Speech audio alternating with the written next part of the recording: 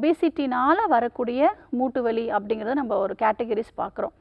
அதற்கடுத்து ஒரு சில காய்ச்சல், குறிப்பிட்டு பார்த்திங்கன்னா நிறைய வகையான நம்ம ஃபீவர்ஸ் வந்து இருக்குது.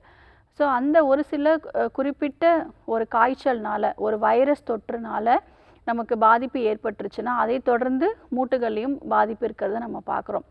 அதற்கடுத்து கவுட் ஆர்த்ரைட்டிஸ் அப்படின்னு சொல்லுவோம்.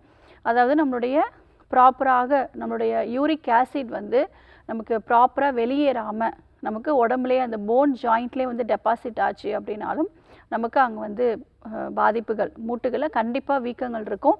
எல்லா வகையான மூட்டுகள்லேயும் வீக்கங்கள் வலிகளோடு இருக்கிறத பார்க்குறோம்.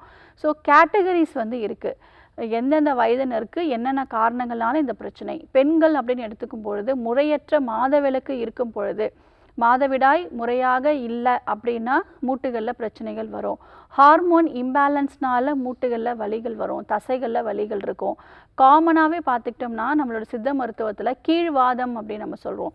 ஸோ வாதம் சார்ந்த நோய்களில் முக்கியமாக இந்த கீழ்வாதம் வந்து எதனால் ஏற்படுதுன்னா, வாதம் சமநிலையற்று காணப்படும் பொழுது குறிப்பாகவே நமக்களோட தசைகள், நரம்புகள், தசை நாறுகள், திசுக்கள் இங்கே எல்லாமே பாதிப்பு ஏற்படும். ஸோ வாத நோயினால் பாதிப்பு ஏற்பட்டிருக்காங்களா அப்படிங்கிறத பார்த்து நம்ம சிகிச்சை எடுக்கணும்.